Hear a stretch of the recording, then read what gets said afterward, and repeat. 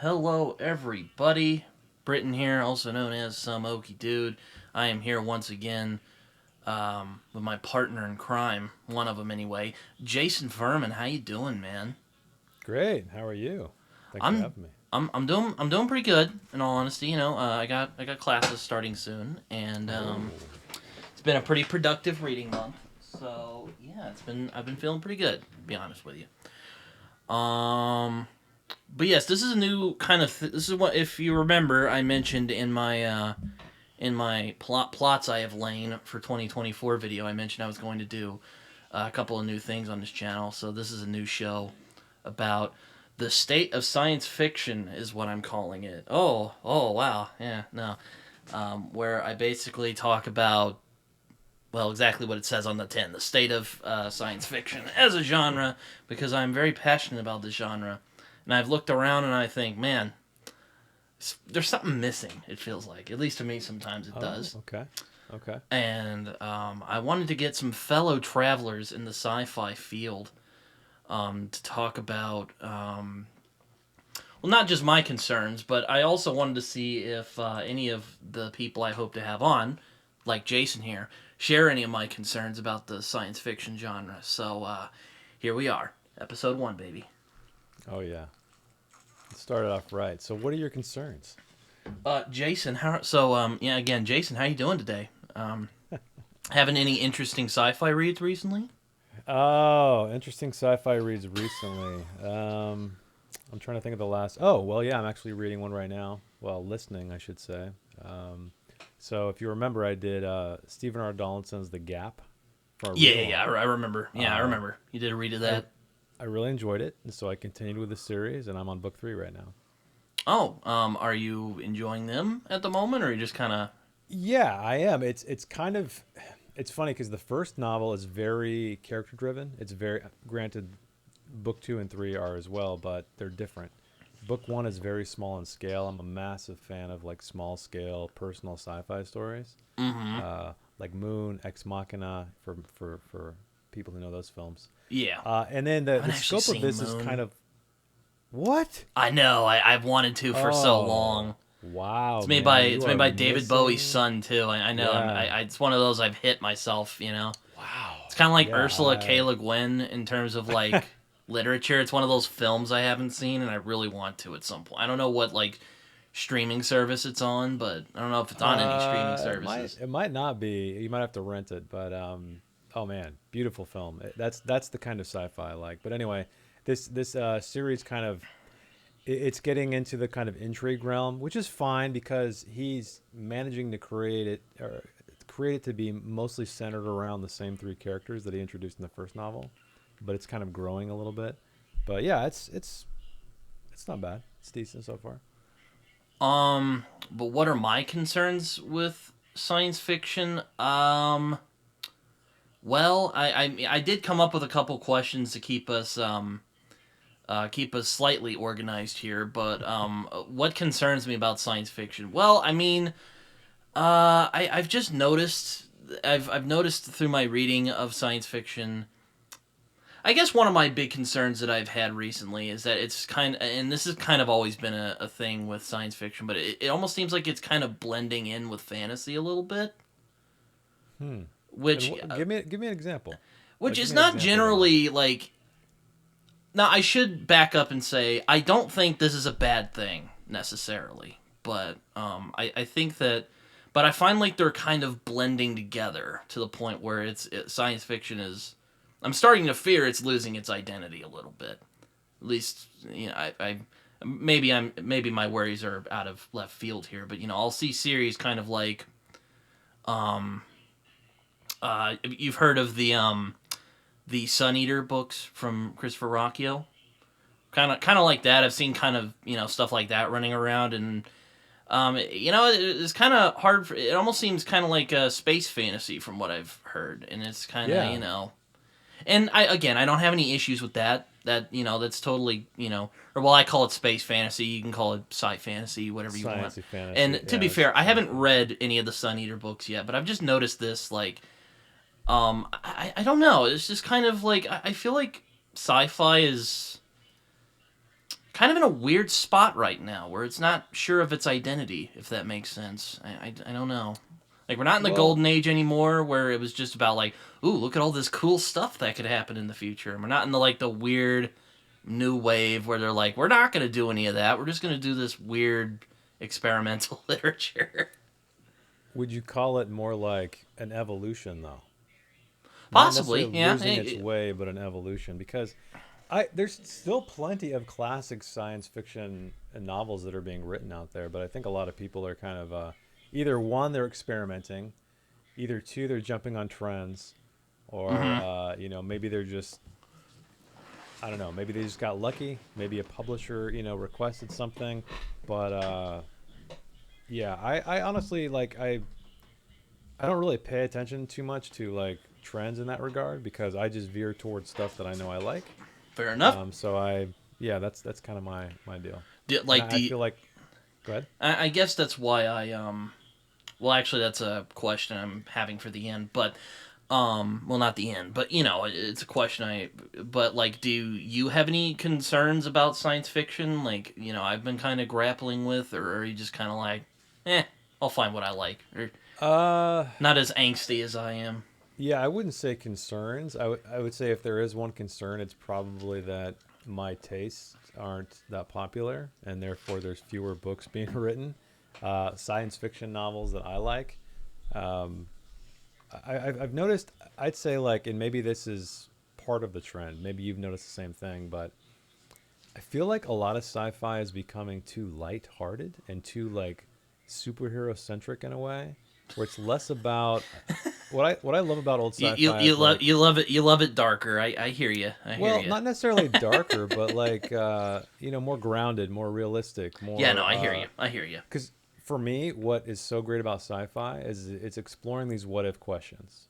Now, when you have like so and so up in a space station and just like fighting crazy aliens, and it's not exploring any kind of ideas usually. It's Well, it's sure, but really sometimes people like fun stories like yeah, that. yeah, I no, no, no. I'm not. understand. I'm not saying that that's unwarranted, but like I granted that's always existed as well, like more pulpy, circles of science I was about to say, fiction. well, that's not new, Jason. I was No, gonna no, say no. that. But maybe I don't know. It's hard to articulate because, like you said, I like more serious, grounded, darker stuff. Not darkness for the sake of darkness. That Yeah, I kind of hear gets you. annoying. But just I've had this complaint about fantasy as well, where it doesn't feel real to me any longer. It feels like I'm watching like a stylized version of reality or reading a stylized version of reality on some of these sci-fi novels. Like I'll tell you right now, here's probably a controversial take. I Are you tried gonna talk about Leviathan Murderbot Wakes. again? No, no, no, no. Oh, okay. I can't. We can't. We can talk about Murderbot. I could talk about that all day. Leviathan Wakes by Oh, James Corey, I believe. I tried that novel. I think what I want to do is try it again. But I remember I was like, man, I really want to find a great sci-fi series that I can sink my teeth into. I tried to read that novel. I got maybe, I don't know, a few chapters into it, and it was not at all what I expected. Tonally, that being the key word. It was a little too light, a little too goofy, a little too, I don't know, and it just kind of threw me off because I look at the cover, I read the reviews, and it sounds like kind of noirish, kind of, I don't know, mm-hmm. just something else. But I know a lot of people like that book and that series, and it it was unimpressive to me. At Yeah. least what I read of I it. haven't read them yet because, like, I don't know. Did you ever play Mass Effect? Yeah, Kind of like, when just from what I heard about it, and I haven't. I don't. I'll admit, I'm still kind of blind to it because I've been trying to, like, if I ever do step into reading it, like, I like to step in as blind as I can be. It kind of sounded like Mass Effect a little bit. Now I bet I'm gonna get a bunch of comments being like, "No, it's not like Mass Effect, man. Just read it." And yeah. I'm sure We'd there are all differences, but, like, I was like, yeah. it kind of was Mass Effect-y a little bit. It I mean, I granted I don't think I read enough of it to really get that vibe, but I guess I could see. I guess I could see like now that you bring it up, some similarities I noticed, but yeah, I don't know. But yeah, we can talk about Murderbot if you want. I mean, I haven't read Murderbot, so it'd probably just be you being like, I don't get the appeal of Yeah. this. But I thought you were gonna mention Murderbot because you said popular thing I just didn't get. That's another one popular. I seem to not get a lot of popular things. That seems to be a running theme with me. Yeah, it is what it is. I mean, and I guess that kind of leads to my first question I'd like to consider here today, and that's in your opinion, of course, what makes a great science fiction story in Oh, your mind? for me, Yeah, you. just as I mentioned earlier, it's exploring the kind of what if, the hypotheticals. You know, like what if you could live forever? What if there were technology that could, what if you could time travel? What if, your husband or your wife died and you had a clone, right? That looked and sounded and felt just like them, but you knew it wasn't them. What if you could upload your consciousness to a computer system? Those are the kinds of things that interest me. Not necessarily flying around space, shooting up aliens. Although those that can be cool too. I was But about to I say, would hey say man, no, no, no, don't knock till you try it. I mean, no, no, no. I really enjoyed Mass Effect, for instance, in Right, terms of and video games right, and and Star honestly, Trek. like right, and the Gap series, the Gap into Conflict series I'm reading right now by Donaldson is it's there's aliens in it, but granted, it's again, it's very grounded. He's grappling with ideas to me that are I won't spoil it for anybody who hasn't read it, but are uh, way ahead of its time. So I thought that was kind of interesting. But yeah, it's all for me. It's about the idea. It's about the what if. That's what makes good sci-fi to me. Well, yeah, yeah, no, I agree. It's sort of a double edged sword for me because it's like what I think makes a great science fiction story is like you mentioned, a sort of a kind of what if, because I'm quite fascinated by our future and where we could go as a species, more than just oh look at all this cool wacky stuff, you know. Um, and I think science fiction at its best are stories that can affect me intellectually as well as at least grapple me emotionally in some way where I could be like, yeah. No, that's not a black and white thing. I mean, I wouldn't call Childhood's End a particularly character driven novel, but I thought it was interesting how how it explored the alien invasion of that story in terms of like old science or iRobot. I know you like iRobot a lot. You have a copy in your house somewhere. I remember you pulled it out once. It's up here. Oh, it's up there. Yeah, it's with the rest of my my Bradbury, my roadside picnic, some other good ones up there. Um, yeah, so the reason why iRobot really struck me again is that it was the emotional aspect of it. I think that's too what attracts me to a lot of science fiction. Like I always cite Kazuo Ishiguro, who is not technically a science fiction writer, but he's written two science fiction novels I've read, Never Let Me Go and Clara and the Sun, which are both near future. I would say near future is probably my favorite, to where we're not so far detached from now that we feel that connection. Because I think sometimes that when you project too far into the future, unless you really, really try to maintain the humanity of the characters and give us something to grasp onto, sometimes you lose. At least you lose me. I'm sure plenty of people love, you know, like for example the How to Lose the Time War that I read and reviewed. That's a very far future book, Not but a they Star did Trek guy then. well. I mean, I guess that's arguable. Like, how far future are we talking? Are we talking like singularity? Or are we talking like, hey, we're just scouting through space? Oh I think it well, depends. okay. So say But I'm not a big cyberpunk like it, when I do continue the show, I would like to get someone who really appreciates cyberpunk to see what the appeal is. I've never really like there are some like cyberpunk I like or well, I guess you could call it proto cyberpunk like Do Androids Dream of Electric Sheep, yep. for instance. I like that book a lot. But also AI is one of my favorite science fiction tropes. So, there you go. That's just kind of So you've seen Ex Machina then, right? Oh yeah, great film. Yeah, that's a great Alex movie. Garland might be one of my favorite science fiction writers in general. Well, movies anyway. He has a few novels under his belt. Yeah, I saw that. I haven't I haven't read them yet because I've only read one. I plan to read The Beach at some point, though. I kind of stayed away from it because I saw the movie, but yeah, I agree. Alex Garland, he is one of the science fiction writers. You saw the TV show he did, right? I have not sad Oh not man, yet. what you're talking about him being your favorite? So He's anyway, one of them. again, He's one of them. He's one of them. exploring great ideas, sort of like almost a inspiration of a technology birthed by trauma. It's a great sort of if you want to call it a season, I'd rather call it a mini series because there's no continuation of it. But yeah, Alex Garland's great. He writes the kind of stuff that interests me.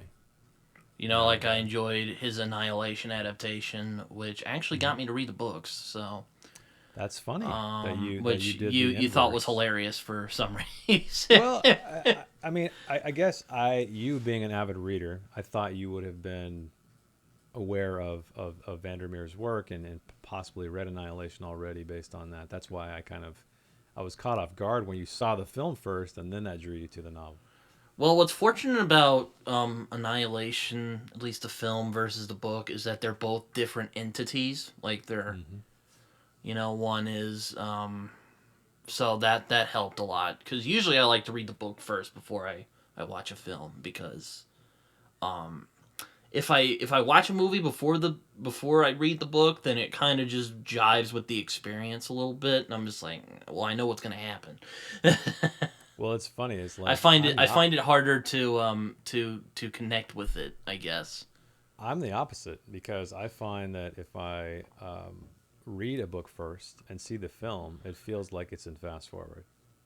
I don't feel I feel like the pacing is way off in my mind because I experience the story at a very much more deliberate pace. That's why what I do is I'll see the film, and if I really like the film, I'm probably going to want to get more out of these characters in this world, and so then I go to the book.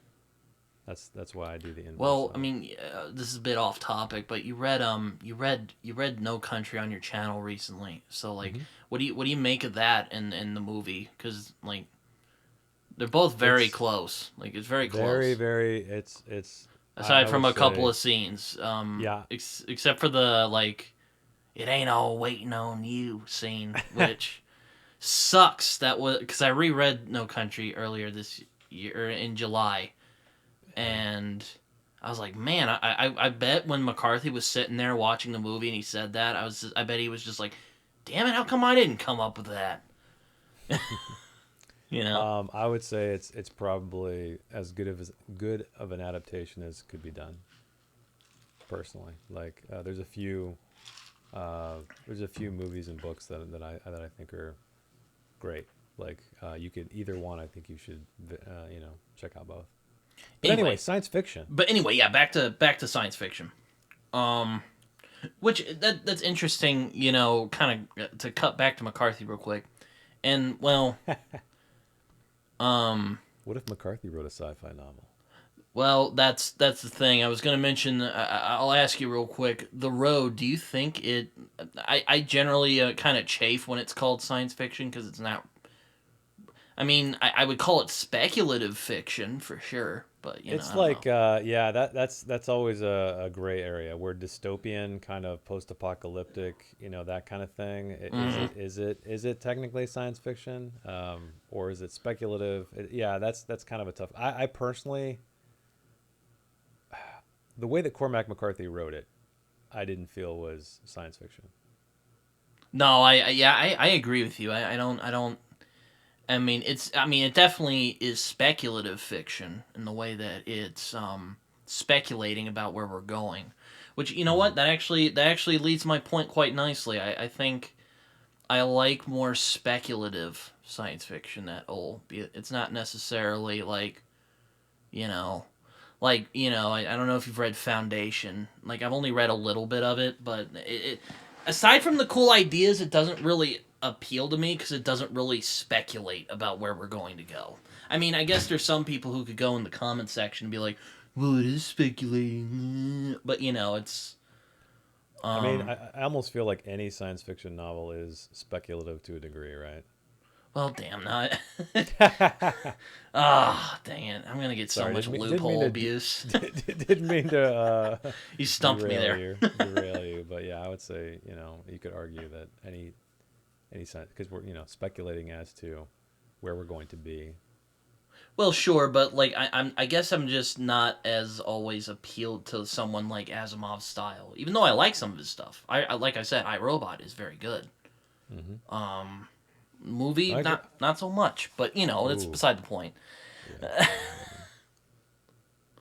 yeah. So what's the last great science fiction novel you read? Well, I don't know if it's great, but I found it personally really fascinating. I'm curious what you would think of this one. Let me just pull it out real quick. Okay.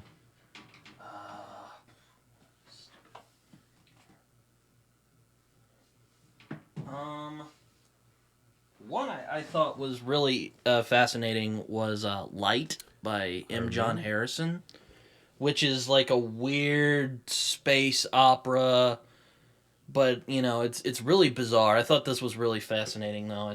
I mean it's not a conventional story, but it's really I thought it was really intriguing. Didn't Um, you say there's like weird? It's kind of noirish, and there's weird like yeah. animal people in it or something.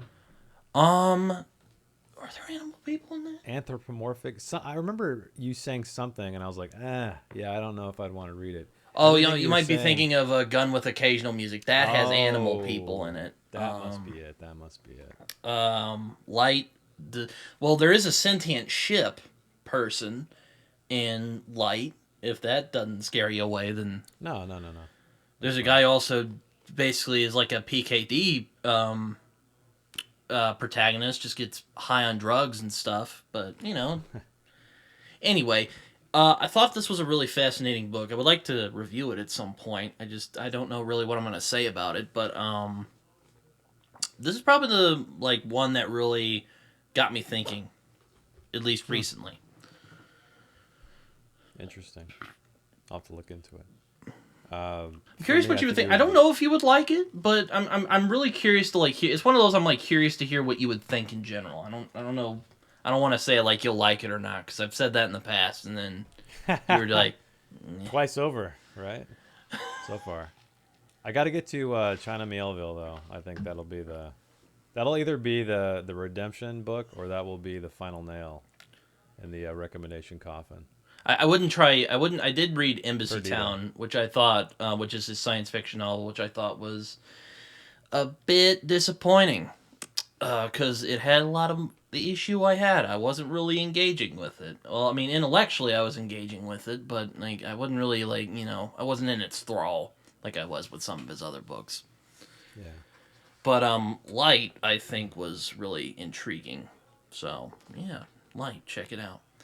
Um, I guess when I mean speculation, I mean speculate about our nature, like where we as people will be, how we'll react to the future. I guess if that Hmm. makes sense. I don't know. Is that too Uh, pretentious, Jason? no, no, no. I mean, I kind of get it. Yeah. I think that's what's appealing because we as a species are always looking forward. At least most of us. Some of us are stuck in the past. Very few of us are in the present. We're always thinking about what's coming next, and so I think that's why it's so appealing. Yeah, like the old man. I don't think I haven't met a lot of people who are like old school science fiction fans. Like maybe someday I'll find more of them. But you know. Yeah. But what makes I find it's more interesting when we how we'll relate to the future, basically, not necessarily just like because like Foundation kind of feels like a history book, and I like Yep. history, but I don't want to. If it's a fictional narrative, like I look for more than that. I'm picking on Asimov a lot, but Funny enough, Prelude to Foundation, the prequel he wrote later after the trilogy was completed, was kind of one of the books that got me back into reading huh, again. this is Yeah, it interesting. was weird. So it's about Harry Did you Seldon like it? before. Yeah, I did like. Well, of course, that's what got me back into reading. So, Oh, or one of the that one of the surprises books, me. not Yeah, I know. No, I It's less mean, character driven than something like, again, iRobot. well, the thing, yeah, well, so Prelude's a little different because in Foundation, Harry Seldon's kind of like he's not really in the picture anymore, Uh huh. whereas Prelude is all about him and how he got to this state and came up with this idea and all of the people that were kind of after him. So I think maybe I agree with you. Asimov is not, for the most part, not a very character-driven writer. He's more of an idea guy, Hmm. which makes sense if you know anything about Asimov. I But mean, he was like, I don't know if he was an actual scientist or if he just was into science. I'm not entirely sure. I don't remember exactly, but he had an investment. So like he was a yeah, science nut. yeah, he was. And there's numerous writers out there. Some of them are no longer with us that were actual scientists. Unfortunately, they kind of suffer from the same issue where it's all about ideas, less about the humanity that we can cling to. Oh, he was a professor of biochemistry. That's right. That's right. Okay, so he was a college professor. All right, that makes sense. Yeah. But yes, I mean, and if I remember, like, like Cordwainer Smith was a psychological warfare expert, and like, I think Arthur C. Clarke also had a scientific background. Um, Did you ever read 2001? no, I haven't actually read the book. I love the film, even though it's not like character driven as you might think, but it's an experience. It's another one. Yeah. Well, funny story about that is that Kubrick came to Arthur C. Clarke and he's like, I want to make a science fiction film. And so what they did is they collaborated, they worked together, developed the script, or the screenplay, and the novel simultaneously. So it's not really like a based on the film thing. They're almost like one and the same. And so was really interested in picking it up and then checking it out, and it's a good book. Were there weird babies in that one Yeah, it's in the it's more or book? less the same story. Oh, okay. So It's there more or is a less the weird same kind baby of at the story. end of the movie. It's funny. I don't remember. It's been like You don't remember the weird 20. baby? No, I remember the movie. Oh, I okay. don't remember in the novel. No, Oh, I okay. remember the baby. I remember the Yeah. baby in the film I was about to for say, I sure. can't believe you forget. I don't know how one would forget a creepy space baby. Space babies looking down at Earth or whatever it was doing. Yeah. Oh man, I don't Yeah, want to get into that's a whole other like conversation for another time. Cause I like Bradbury a lot. I know yeah. you also like Bradbury. I Martian love Bradbury's Chronicles. I work. think is I don't know if it's like that's one of those again kind of gray areas because it's I don't want to say it's Barsoomy, but it's kind of like his take on Barsoom in a way. Except it's not pulp adventure. It's more like this ethereal experience. Yeah, yeah. What I love about Ray Bradbury the most, again, is because he doesn't forget to appeal to our emotions. Yeah. He doesn't get lost in the idea. No. He never forgets like we're dealing with people who have feelings and wants and dreams and all these things. Like I mean, my top three science fiction writers like Bradbury, PKD, and like Vandermeer. Maybe they'll probably switch around. I also like Heinlein a lot. Yeah, um, PKD is kind of a tough one. I like his ideas, but I've never been a huge fan of his actual novels, like reading them, stories. yeah, you kind of have to dig and find the good stuff because like he was on drugs. I'll keep it plain. He was on drugs, and um, well, some of the stuff he wrote wasn't very good, to be honest with you. Um, I also like yeah, I think those three are my favorite, at least so far. I could switch out Vandermeer with Heinlein, but I don't know. We'll stick with those three for now. So back to your first question about the like, Oh, you feel like. Go ahead. yeah, your first quad. No, continue what you were saying. I was just being like, oh, I kind of wanted to like talk more about you feel like the direction of science fiction is going to a strange place, And is it strictly about that they're adding too many fantasy elements into it, or is there something else? No, it's more. I don't mind sci-fi. I mean, Star Wars is one of my favorite franchises, and that's basically a fantasy story in space. So or as I like to call it, space fantasy. Um, I guess it's more like the marketing of science fiction I don't love, because they're kind of Gotcha. just they're. It's more like they're just kind of throwing it in with fantasy, and I mean that's not really like bad per se, but I find there's like I find that science fiction and fantasy have different what's the word I'm looking for? There's distinctions there, Hmm. and it feels kind of loosened now because Hmm. we're in this. I don't know. It's weird.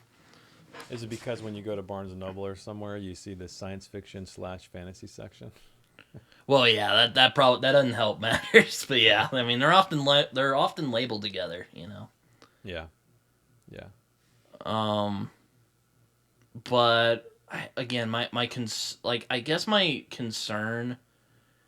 Another one of my concerns really is like it's kind of like what you were always talking about, that you're always kind of nervous that the idea is taking precedence over the story, but I sometimes don't really know what that means, because like I've subverted my what I think I look for in books multiple times, so I've just given up at this point. Mm. If I like a book, it'll jive. It'll go, I guess. I don't know. I find that you can tell when the idea is more important than anything else to the writer. Hmm. You almost hear their voice. You almost hear their voice in the work. Not their not the POV voice of the characters, right? But the actual author Hmm. themselves. And I think that's when it kind of catches me off guard. When I'm kind of, it pulls me out of the story. I'm not immersed anymore because I feel like I'm just being hammered and preached to, with these ideas. So that's when and granted, everybody has a different threshold, I think, for what that is. But for me, that's definitely, I'm not into that. It's a challenge. I think that's one of the challenges with science fiction too, is that how do you how do you not do that? Because if we're talking about science fiction as an idea, how do you not get too wrapped up in that, right? I have a better way of putting it. I'm concerned that we kind of I'm concerned that we haven't quite moved on from the golden age standard where it was just about the ideas. I'm kind of frustrated, or my concern is that maybe like we're not using these ideas to connect with the human condition. And that's the and Yeah, that's kind of going back to my first question, what makes a great science fiction story? I think it's about that speculative nature of the future but connected with the human experience. correct. I think you would agree with me on that. It's exactly. I would agree with that because again, when you lose sight of the humanity, you lose me as the reader. Because I know Well, a yeah, I lot of get people. that, but I'm trying to be more Yeah, universal no, no, no. here. That's well. I mean, I think I would almost argue that most people are drawn toward character, regardless of what they say. Well, yeah. Uh-huh. Most people. Granted, you have the fringe, which are who are more about the world building and the ideas, but I don't think those are the majority. I think those are a smaller. Because if you think about any book or any film that has been influential over time, science fiction, whatever, there's generally a great character at the center of that. You know? Well, I was going to say 2001, but I'm like, wait a minute. Hal is like Yeah, right. everyone I'm loves not saying you have Hal to for some like. reason. Yeah, I don't. I'm not saying you have to like this person, right? It's just that they're compelling in some way. Or You're in awe of them, and you're like, wow, I'm captivated by this person or this robot or whatever it is. or I guess like Dave and the other guy. I forget the other guy's name. I always feel bad when I'm watching 2001 and he's just floating in space and he's like, "Ah," Oh, when when he he cuts dies, the line. basically. Oh my Yeah, god, what a horrible way to go. yeah. I think Jeez. 2001 is more about like, and that's granted. I think Hal is the sort of the thing that draws us to it, like you said, because the main character, he's almost like a window. He's like us. He's just a guy. Yeah. Yeah, he's more like us to experience this, and so when this terrible AI shows up, we feel it. We're like, oh shit. Well, yeah, yeah. Like, I also enjoy Alien a lot. I'm sure I hope you enjoy Alien too. Alien's great. Alien's great. Granted, that's another one that's kind of it's. You can segment fantasy. I can enjoy different styles of Well, fantasy. I it's mean, more of a science horror. fiction. It's, Yeah, it's science fiction horror, whatever you want to call it. But yeah, I love Alien. okay, I was It's about to great. say, you better like Alien. I would think after all the movies you've seen, you would at least appreciate Alien, even if you don't like it. I enjoy it. Don't worry, I But enjoy it. I think I think that's also, it's not just a great horror film, though it is. It's also a great piece of speculative fiction as well, or at least I think it is. Some Also, people. a movie I like to cite when, not to get political or anything, but when everyone calls out that there's not, there's never been female representation as a great protagonist in fiction. I'm like, come on, Alien. Oh, I thought you were gonna mention like Terminator or something. But No, no, yeah, no, even that. Alien. Yeah. Terminator, same thing. That's what I mean. It's like people forget these great iconic storylines, these films and books or whatever they are, um, for whatever reason. Yeah, I mean, I still think Kyle Reese is the most underrated action hero of all time. But I won't get into that. um, but yeah, no, I find that great science fiction to me, or what makes a great science fiction story, is that kind of marriage between speculation and the human condition. So there you go. What do you think? Am I I speaking your agree. language? Yeah, yeah. That's exactly why I like sci-fi so much. I would probably say it's sci-fi done well is my favorite genre. All right. Yeah. I guess I don't know if this is technically a similar type of question, but I guess we'll get to my second question here. What do you find so compelling about science fiction? I guess you already kind of said it, but if you want to go into more detail on what you find so Yeah. I compelling mean, about it as a genre, then as a genre, again, it's a way to explore things that are hypothetically going could happen in the future, right? And because they're so, it's not like when you read a fantasy novel, you're like, this is never gonna fucking happen. well, no, It's never, well, right? But I mean, if you're honest, if you like, a lot of it is based on history, so some of well, that what I probably mean, did happen, you know but what I mean now. I know Like what I'm you mean. talking I know what about you mean. dragons and orcs and goblins and shit. That's never gonna happen. So unless we kind of fabricate it, right? But um, science fiction, that's what draws me to it. It's like it allows you to experience these things without any repercussions, any Like it could consequences. happen maybe, and Yeah, and it's I think just as a species, like I said earlier, we're very drawn to the. We've always been drawn to the stars. We look up and we're like, what the hell are those things? And we're continually trying to like, okay, let's make some ships and get up there. And I don't know why it's you can't live there, but we're gonna do it. Fuck it. And so they like spend we're billions and curious, billions of dollars. Jason. You Yeah, can't we can't help it. right. And So that's that's why another I think, that's one of those things I also it kind of tickles that curiosity, I guess. yeah, that I think that's what it is. That's what's appealing.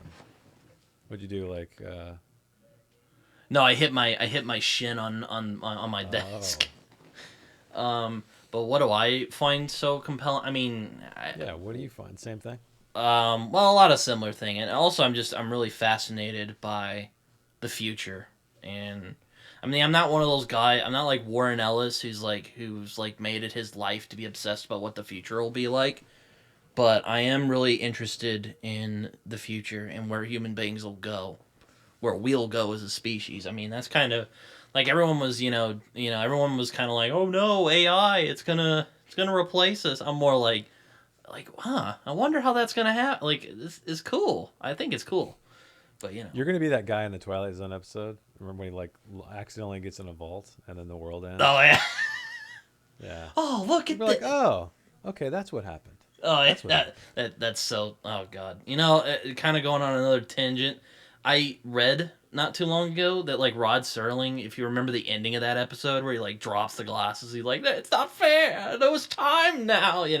Apparently that was more like, "Oh yeah, this guy he deserved it," and everyone was like, "What the hell? That was just cruel." He got the exact opposite reaction he was going Yeah. for. Yeah. I I mean, think well, it's yeah, that's just, true. But that's good storytelling. yeah, no, yeah, Rod Serling as well is one of my favorite speculative. Well, I can't give all the credit just to him. He was also helped by great writers like Charles Beaumont Richard Richard Matheson. Matheson. um, other people I can't. I always think of those two, because they were probably the best out of all of them. Mm-hmm. Um, you like Matheson a lot. I do. You're a I big do. I Am Legend fan. Yeah. Well, that book really was a game changer for me when I read it, because again, it was playing with these ideas, and at the very end of it, did you ever read the book? Oh yeah, yeah. I've read Yeah, it. the I've end read of it, it. I'm like, who is? Go ahead. Oh, I was just saying. I've read it a couple times. Yeah, I mean, you get to the end, and you're like, oh shit, who is the monster? Kind of Mm-hmm. thing, and that really blew my mind, back years and years and years ago when I read it. I recently read his, best of collection on my read along, and there were some good ones, and there were some not so good ones, and there were some just okay ones. It almost felt like there were too many stories in there, Well, that's why I'm like a always collection hesitant of to do ideas. like anthologies and short stories. It's like there's the quote from Game of Thrones. You flip a coin, you don't know if it's going to be good or bad. except Yeah, I'm but except I'm not talking about Targaryens. I'm talking about stories. yeah, but the great thing about anthologies is that you can, or collections, is that you can. It's short. You don't have to wade through 300, 400 pages. They're like 10, 20, 30, 40 pages, and you're done. You move on to something else. Yeah, no, it's not. It's not. Yeah, no, it's. I mean, Ray Bradbury was a short story writer, one of the Hmm. best, if you ask me, anyway. Hmm. Um, I agree. aside from like, I mean, Poe is my favorite short story writer, but Bradbury is like right there. So there you Mm. go. Do like a state of horror at some point. No, but going back to the question, what do I find so compelling about science fiction? Well, I'm interested in the future. I'm interested where we're gonna go, and I'm also interested to how people are going to react to it. And I think other Hmm. people are interested in that. At least I think they are. There's some people who might be like, "Ooh, yeah." That might come out differently. I mean, I know there are the people who enjoy Asimov, and I know why people enjoy Asimov. I think Asimov is very good at what he did, but not all of it is compelling. I will admit there is some of it I like more than others. But I Yeah. don't want to. I don't want to harp on Asimov too much. You have a complicated relationship with Asimov, I can tell. Yes, pretty much. Yeah, a little bit. Yeah, that's the Facebook status right now. Clark is kind of similar as well. It's Yeah. though I do think Childhood's End is amazing. Even though like not amazing, like I mean I don't know if you would like it, Jason, because it's kind of I mean I don't have you read Childhood's End? No, I've always been meaning to, but I have never read it. Again, I don't want to make predictions on if you'll like it or not, but it's not it like it's compelling, but not in like the way you would expect, or at least to me Hmm. it was. Or and plus I read it when I was younger. I actually want to read it again and see how I react to it, um but I found the idea. He sort of. I found how he flipped the alien invasion concept on its head to be really fascinating in that book. Hmm. Because it's more about like going back to what I find so compelling. How are people going to react to this thing that could happen, or maybe not. I mean, though I do think there may be life out there somewhere. I don't think they Well, want to speak. deal with our dumbasses, but Well, speaking of a different kind of science fiction, something like the Southern Reach trilogy, which we just brought up. Yeah, I was gonna mention Vandermeer. I Yeah. can't. I've been dancing around Vandermeer. Um, I haven't. Admittedly, I've expected some flack, but I haven't actually gotten too much of it. But I really do think that Vandermeer, at least for my money, is the best science fiction writer living today. Like he really is. Oh. Now I haven't read like Tchaikovsky or what's that guy's name? It's like you know who I'm talking about, right? Adrian, the guy who Oh did yeah, Children of yeah. Time. Timo on my Discord's reading that one right now. Um, Children of Time, yeah. um, Sentient spiders just turns me off. That's what I told them. you don't I like was like, what? when I Come heard when I on. heard there were sentient spiders, I'm like, ugh, gross. That sounds cheeseball to me. All right, whatever. I mean, I haven't read it, so I don't know. I mean, I haven't read Alistair Reynolds yet. I haven't read like I've been so bad at keeping up with science fiction recently. But but for my money, I think Jeff Vandermeer is like, because I remember when I read Annihilation for the first time. I wouldn't even call it my favorite of his work. That would be boring for anyone who's interested. But I remember when I read Annihilation, I was just like, wow, this is unlike anything I've read before. Like, really. I don't know. I don't know what you think. You like Vandermeer as well, but I don't know if Yeah, you. I do. He's kind of hit and miss with me, but Southern Reach by far is his. I feel like it's his magnum opus. So I don't know if he's ever going to top it. We do know that there's one more novel coming out, Absolution. So I I'm mean both the collection excited. of novellas. Yeah, I'm both excited and worried I'm curious about what you this. thought of Acceptance. You know, because Acceptance is really fucking weird. I'm just gonna take the band-aid off. It's real fucking out there. Like, there's some great writing in there. Like, I love the bits with the lighthouse keeper. We find out who he Oh, is. It's great yeah. stuff. But Saul, I like, think his name is, right? yeah, Saul or something. I don't remember his name, but yeah, yeah. But like I don't know. Sometimes I'm weird with like stylistic experimentation, if that makes sense. I mean, I He like definitely. McCarthy, but you know, I sometimes struggle with it. Well, he experimented quite a bit with dead astronauts. Did you read that one? I have not read that one yet. I want to. Okay, I need to catch up on Vandermeer. I have Hummingbird Salamander I read and that too. A Yeah. Peculiar Peril. I haven't read either of those yet. Oh, there's the there's the thumbs up. What does that mean? Oh, I just stuck my thumb up and it. Oh, there's little things. Uh huh. Oh, I actually have a somewhere. So I have City of Saints and Madmen Oh yeah, I haven't by read that yet. I heard that Vandermeer. was like his first like big work. You know, apparently it's his Yeah, take on fantasy, which I'm like, ooh, yeah. okay. I also have. Check this out. Oh, did he sign it, He signed it and bro? did a little Did a doodle. little doodle. Who's that? What's the little doodle of? I don't know. He. So what this was, the reason why I bought this, I also bought Area or the Southern Reach trilogy hardback, and he Yeah, I had think I signed it as see it well. back there. Yeah, I have like two or three copies. I have like my shelf copy, I have my read copy, I have my other read copy, I guess.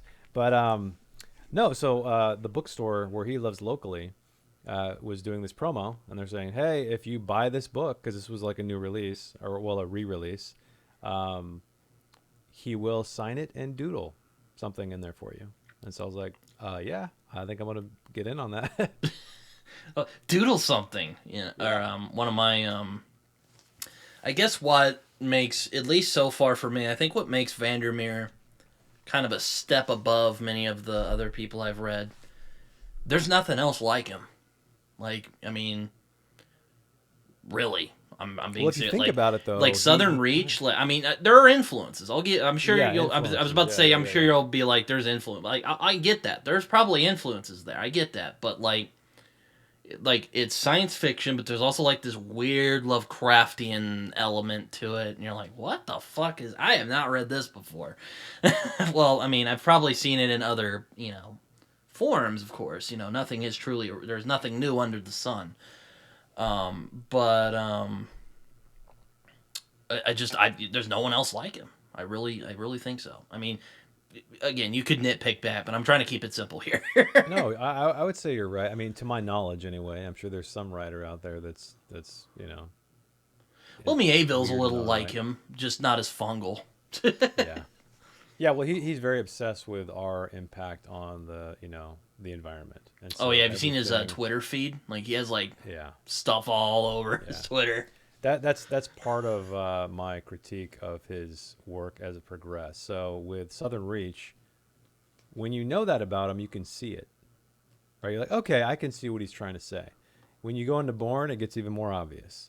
When you go even further to Freaking love Hummingbird Bourne. Salamander, it gets even more obvious. And you're like, okay, man, I get it. You love the environment. You think we're pieces of shit for destroying it. But, like, Tell me a good story. Oh, come Like on, don't you can't. that's when the idea starts to Yeah, yeah, creep no, up. I hear you. I hear you. Yeah, that's what I don't like. Um, I mean, I think that's kind of our kind of disagreement. Like, I think Bourne is best, at least my favorite that I've read so far. And you really like Southern Reach. And don't get me wrong, I like Southern Reach. It's like right there. Again, it's just like right there.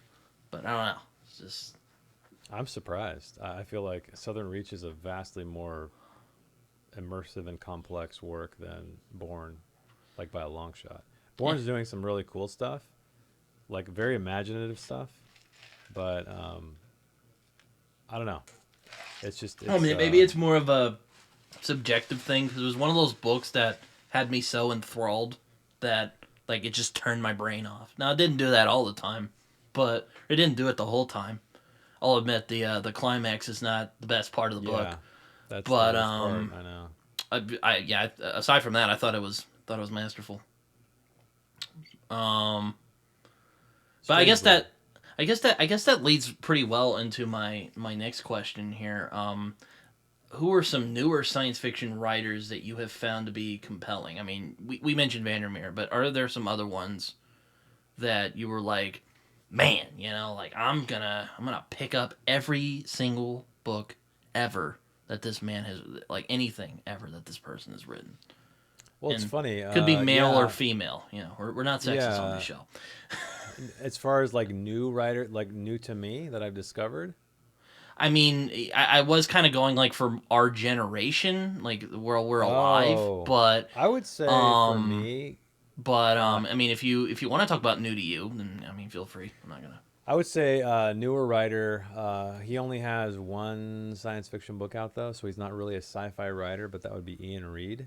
I read Foe recently, which is a near sci-fi tale. Oh yeah, I've been meaning to read him for a long time. Ian Reed's fucking great.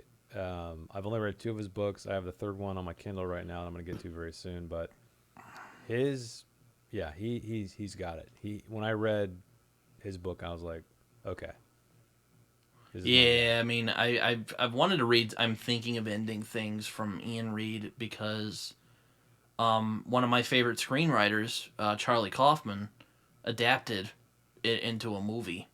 Yep, So I'm like, that's ooh. what got me to read the book. Saw the movie. I was like, oh, I want to check out the book, and then I fell in love with the book. The book is by far the better version, in my opinion. I'll take it. Great I mean, adaptation. Don't get me I wrong. love Kaufman, so I It mean, was a great adaptation, but the atmosphere was very different in the book. I felt like the film was more lighthearted ish, even though there was some darker, kind of more deeper explorations. But the book is very much like, I don't know. You're like, oh shit, this is heavy. yeah.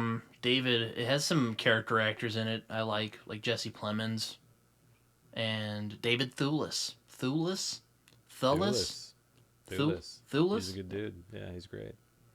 I mean, he was Lupin in the Harry Potter movies, but I know you mentioned another guy.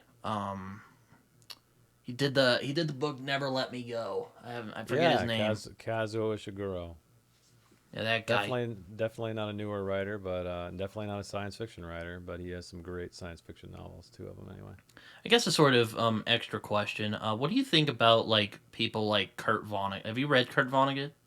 It's funny. I haven't. I've been meaning to read Slaughterhouse 5. I have it. I just haven't Oh, I gotten mean, it's a around to it. fantastic book, but Yeah. there's some stuff that kind of bugged me about guys like Kurt Vonnegut. But well, Yeah. Yeah. I know and what it's you not mean. his writing at all. I think Slaughterhouse Five is a I want to. That's another one on my reread list. I want to get to soon. Um, but I feel kind of weird about the science fiction writers who like are really trying hard not to be science, who don't call themselves science fiction writers. Like it's kind of weird to me. You mean kind of how Terry Goodkind would say he doesn't write fantasy? Kind of like that? More like how Salman Rushdie says he's not fantasy, even though magical realism is legitimately another form of fantasy. But Mm, that's this is not gotcha. the state of fantasy. I'm doing that. I'm doing that conversation in a few weeks. Oh, interesting. Well, it's more about if fantasy is littered. But I don't want to spoil here. But yeah, no. But yeah, I'm doing that conversation in a few weeks. But newer What about science you? Any fiction. any newer, yeah, newer writers? Um, well, Vandermeer. Like I said, I think Vandermeer. Yeah. I mentioned him already. I think Vandermeer is again probably the most singular science fiction writer, at least of our time. Um, I mean, I mean, I eat up his work religiously, though. I think, I beat you to it though. yeah, you beat me to it. I guess I'm a bigger Vandermeer fan than you or something. No, yeah. Oh, hold on. But yeah, no. I was introduced by the movie, and I'm like, wow, this movie's really cool. Oh, it's based on a book. I gotta read this book, and then I read the book, and I was like, oh.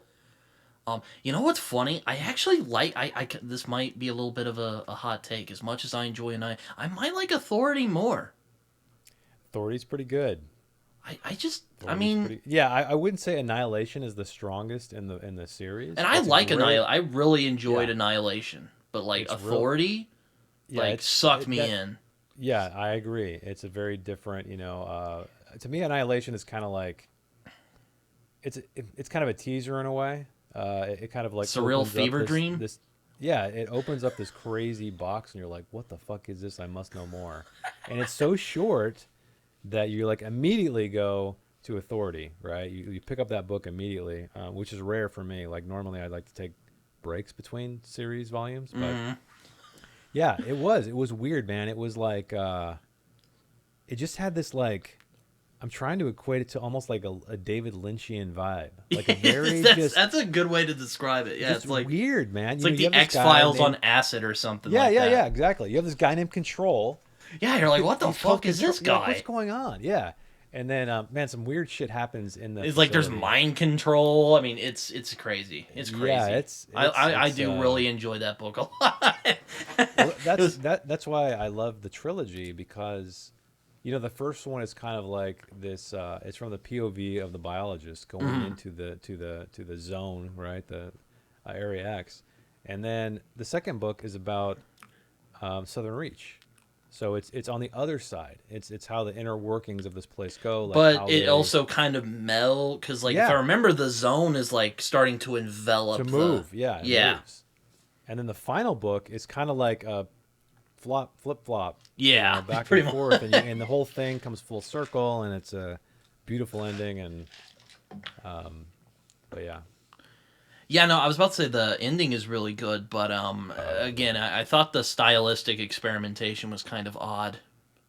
But that's just me, and oh, get ready, man, when you read to Dead Astronauts. astronauts. That one's like it's like a poem, man. The whole thing, it's like it's kind of difficult to read, but um, I love pretty much anything he does to some degree, despite my criticisms. Yeah, no, it's I'm definitely wanting. I want to read more from him. I do want to read his fantasy that he did. The book he had out earlier, the City of Saints Madman and or Madmen. whatever.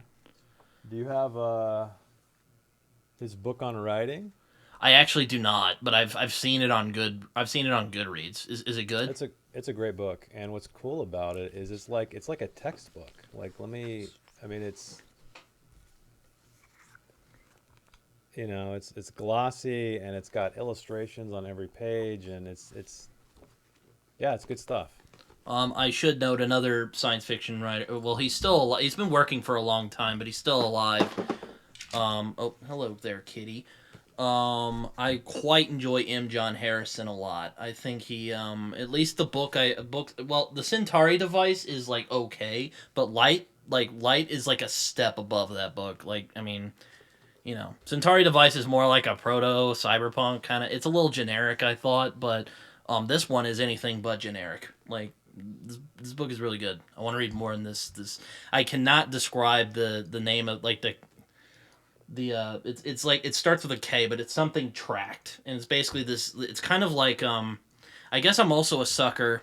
like favorite science fiction tropes. I like AI, and I like those really weird zones that like have like this weird boogaloo going on, like Stalker and Annihilation, and Me too. this one has one of those too.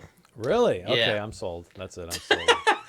That's all I need, man. I'm telling you, I went from Lovecraft.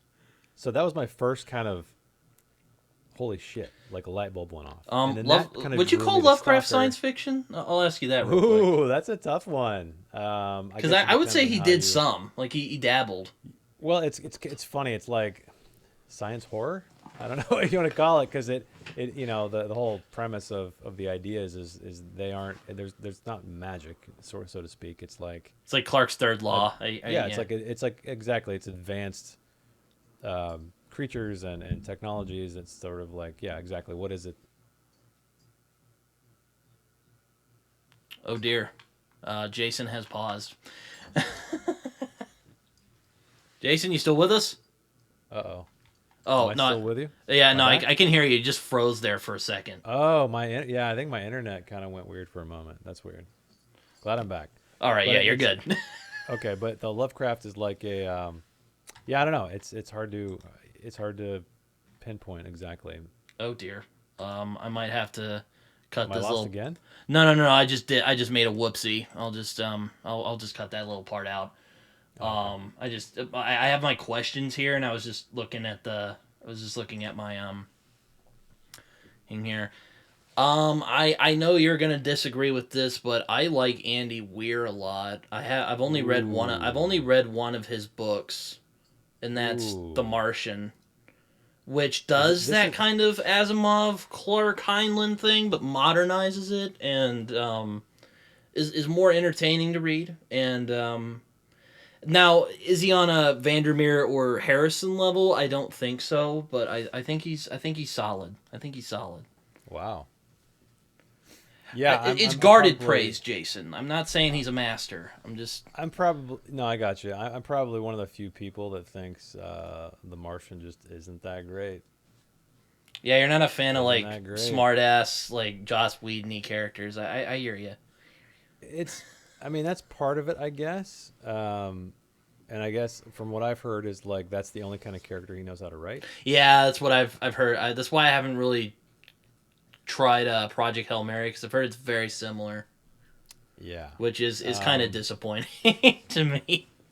I think for me, I think what a lot of people enjoyed about The Martian was the science behind it, right? Because he meticulously spent a lot of time developing the accuracy of what what's his name, Watney. Mark Watney, yeah, was going through. I don't care. Like I'm more interested in like the human experience, right? And I think the way it was told too, it was told through Well, journal that's the entries that thing. he made. It's a survival thriller Yeah, in the vein of like Robinson Crusoe or something like that. exactly. Yeah, I wasn't a huge fan. It was fine. It was okay, but I didn't get the hype, honestly. Even though I know it was a massive hit. Um, but aside, I mean, I mean, I like Jeff Lemire, but he's a comic book creator. I like him a lot. I wouldn't even say Descender is one of my favorite things he's done, so I won't talk about him too much. But the art in Descender is wow, incredible. Naoki Urasawa, maybe I thought Pluto was phenomenal, though he's a mangaka. But Manga? well, I said mangaka. It's basically like it's basically their word for like comic artist over there. Ah, yeah. I'm not a manga guy, so I no know, no yeah. comment. Yeah. I'm not really that interested in, or well, not interested. Like, I'm not really into manga either, but I really enjoyed Pluto from him. I thought that was a phenomenal, hit me right in my sci-fi sweet spot. Yeah, I did read all of Akira though. I really loved Akira. I read well, okay. I've only read the first volume of Akira, so I won't say too much. I did see the movie though, and I was like, but Hmm. Interesting. beautifully animated though. My God, the new Tokyo is so good in that movie. Hmm. Or Neo Tokyo. Neo Tokyo. I don't I mean, remember. same difference. Um, I mean Moebius, but he's not new. And also, he kind of was like sci fantasy. Yeah, I Yeah, won't get into science fantasy, science fantasy. Yeah. that. Again, I've been really bad at keeping up with sci-fi. I mean, if you've gotten this far, people, if you have science fiction writers that are like ball busters, like gangbusters is a better word. And don't say James Corey either, please. Been there, been there, done that. I Um, do want to read it again though, because now that I'm more well versed in like writing craft and story construction, I want to try to figure out like what about it exactly turned me off. Because I read it um, way before I started really getting deep into writing. Damn, I should have told you when I was reading Light. It's about a zone in the that would have. But yeah, it's one of Yeah, my. dude, that's all you got to say. I Hey, there's should a I zone in it. Okay, I'll read it. another. It's like I guess that's a good one. Like, what are some like tropes of sci-fi that you like a lot? Tropes of sci-fi. Like weird zones or like AI or I don't know dystopia Yes, or something. and yes, dystopia is I know you probably like dystopian. dystopian is by far I think my favorite. There's just something about the kind of destroyed world that the grayness of hopelessness that attracts me. I don't know why, but You have a dark, twisted soul in there, Jason. yeah, I know. I've been called worse, but I'll take it. I say that with love, of course. But yeah, no, I also like I like AI. That's probably one of my favorite because I don't know, Yeah, it's great. it's a Well, I mean, interest. yeah, it's because you're like, what? When do they become indistinguishable And from us? that's what I liked about Pluto because Pluto is all about that. So I'm like, oh yeah, like this is my jam. Well, Ex Machina is that. Ex Spades. Machina also is that. Also my jam.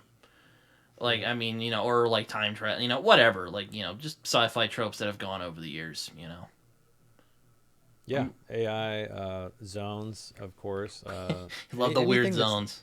any kind of unknowable stuff. I really like the world building of Prometheus, the film, Oh where it's yeah, kind of like these you liked ancient. Prometheus? That kind of surprised. I Well, thought you'd be one of so those like, it Prometheus well, bad. no. Let me give you a Prometheus story. So when I first saw it, I loved it.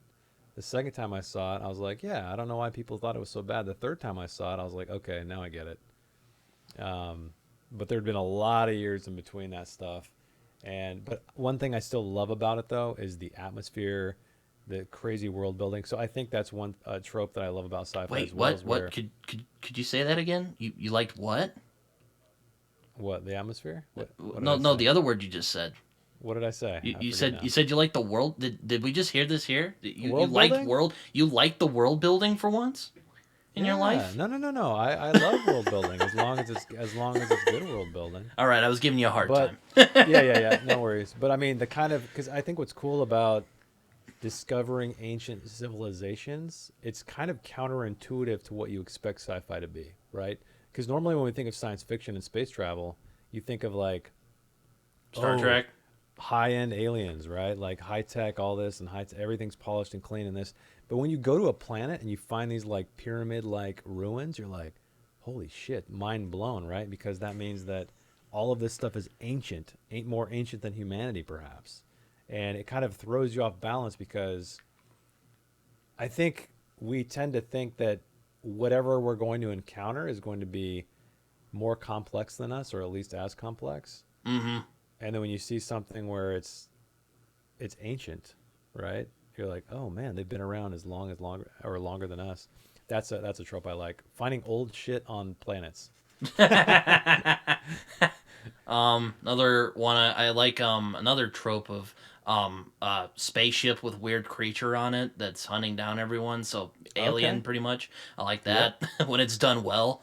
Anyway, it's been done badly. a lot of there's a lot of films that have done it badly since. Yeah. What's great about it is because you're they can't leave, you know. They can't go outside. So that's what makes Though it I so great. mean, it's I mean it hurts to say, but I'd say The Thing is superior because I think The Thing is a much more terrifying An alien, you mean? than Alien. I mean, Alien's like again right there, but in terms of science fiction horror films, Yeah, I love The Thing too because the ending is so good. To do an ambiguous ending like that way back then, like it's kind of unheard of in a way. I feel like, Yeah, but yeah, no, Thing's great. I just like that it just makes you freaking paranoid. Or at least it did that for me. Like I watched it, or I watched it again a few months ago at night because you know I'm a brilliant man. And I walk outside to get me something to drink, and I see my cat there, and I'm like, let's not hang out for right now. But no, Yeah, I'm a sucker for that. I like weird thing trapped in room with people. Rather it be a xenomorph or um, rather it be a xenomorph or a thing that can just take you over or whatever it does. hmm hmm That's another thing I like about the thing. He doesn't like explain. Like he leaves a lot of it up to interpretation. yeah. No, I think those are honestly. I know a lot of people like things explained to them, but for me, I would prefer less to more because then it just kind of gets your imagination running wild, as opposed to like, oh well, I know everything. I don't need to really think about it anymore. Well, I mean, you know, I get sometimes that can be satisfying when done well, but you know, yeah, like you said, sometimes less is more. What's another? I mean, time travel. I Yeah, have not a huge I have a fan. complicated relationship with time travel. When it's done really well, Primer. yeah, I was about to say if it's like Primer or Time Crimes Oh, Time Crimes is um great.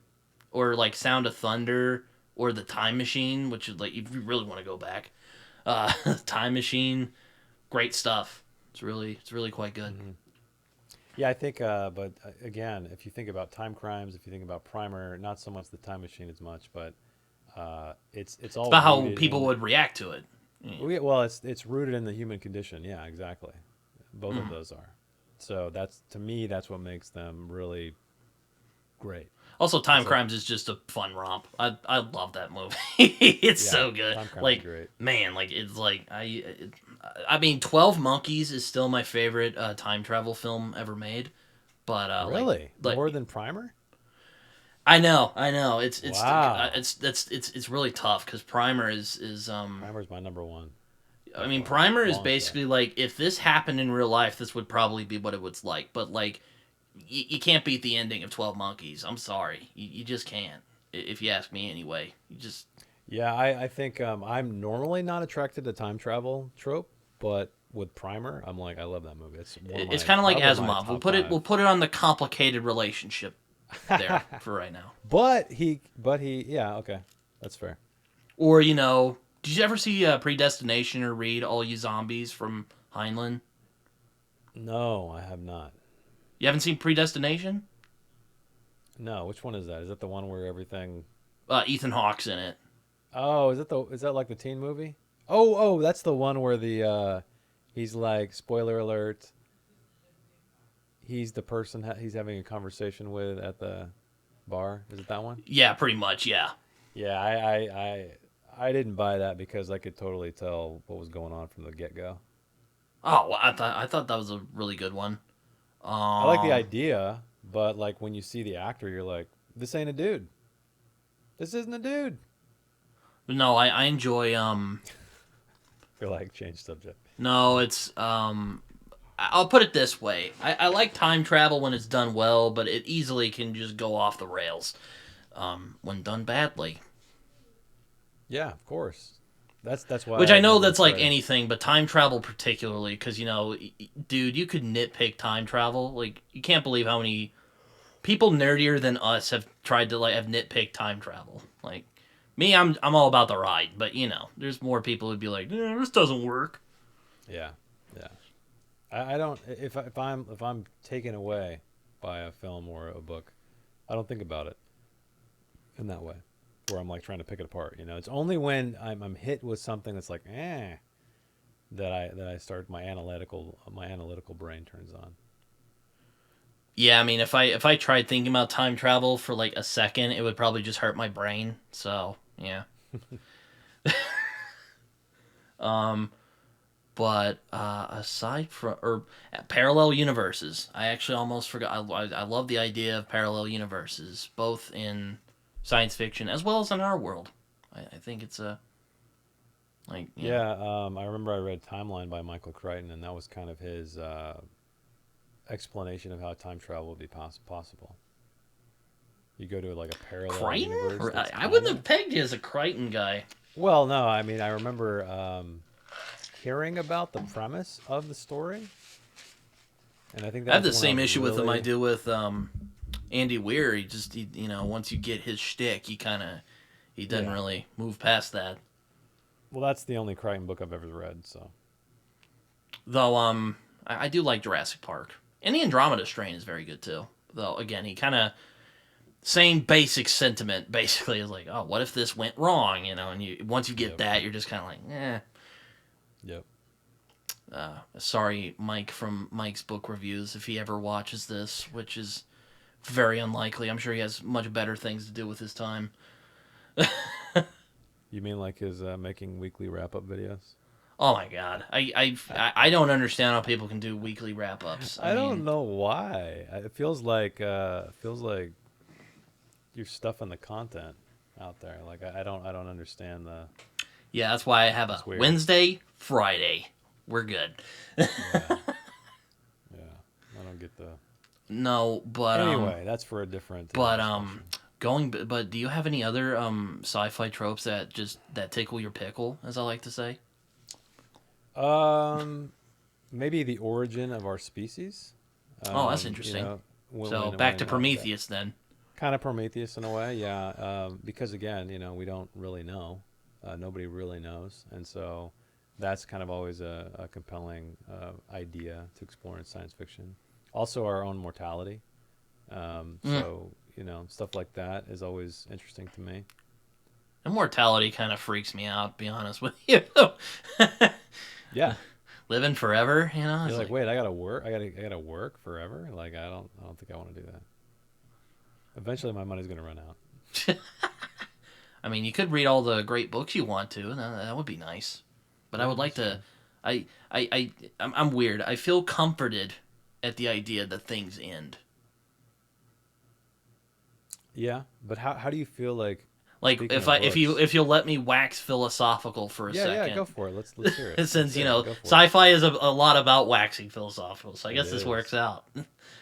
But I guess I'm kind of comforted that things end as like in a weird way. But is that coming from the mind of a young man who has a lot of life to live? Like, do you think that would be the same sentiment from someone who's like on their deathbed? I mean I'll give you that. I mean I'm certainly younger, so I probably more prone to think. I mean my views might definitely change once I get older, but like that's where I'm kind of at right now. But at Yeah, the no, same I time, it's kind of scary. You're like, where are we gonna go?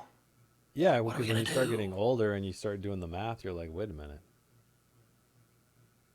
I don't, I'm like halfway there. Like, holy shit, Yeah, I know. you know. So, and there was speaking of that, there was a great line in No Country for Old Men where it was he was Ellis, his uncle Ellis said, the only good thing about getting old is it doesn't last very long. And I was like, oh That is a man, good line. that's a good one. That's a good one. um, So yeah, I'm no, that's curious. interesting that you say that. I am curious what it would have been like if Cormac McCarthy wrote a science fiction novel. Considering his interest in science, I think he could have done an interesting. Well, I think he could have been. He yeah, could have done something interesting with it. The Passenger has a lot of weird stuff in it, man. I've heard that. I'll admit I asked for the books for Christmas and I asked specifically for paperback, but my parents got me the little case, Oh, the case, yeah, yeah, yeah. and I That's was a like, nice, all right, it's the same book still. I'll deal with it. yeah, yeah, I still hate the covers on the U.S. version. yeah. They're not great. What were they thinking? Anyway, at least the UK version they gave some thought to. Didn't just slap some photos together. Yeah. Um, but yeah. So any more tropes that really get you going, or is that about it? Yeah, maybe something like Uh-oh, am I losing you? Oh dear. Or is it me? I feel Oh. like Britain got paused. Oh dear. Oh, Oh, can there can you you, go. can you You're see caught me? up. Yeah, yeah, yeah. Now I can. You froze for a bit. Oh, that was weird. I would say another one would be kind of like infection of some kind. Oh, so you like zombie stuff then? Kinda. Not. It doesn't have Like to be zombies, like but 28 days later? knowing that there's like a ticking clock. Like you're infected with something, whether it's a freaking nanobot or like an actual disease. Like knowing you have this ticking clock. So like are you like intrigued by like techno thrillers? It depends if done well. Whatever Sure. the hell that even means. I still don't know what that means really, but it's a thing apparently. Yeah, yeah. But they tend to lean more into like the thriller, like the mainstream thriller-ish Yeah. category, which bores me. So, Like have you read like Blake Crouch? yep, I read Blake Crouch. I've read Dark Matter. What I do you haven't read think of his new Blake one yet. Crouch? Because Uh, I've seen him I get some love on BookTube.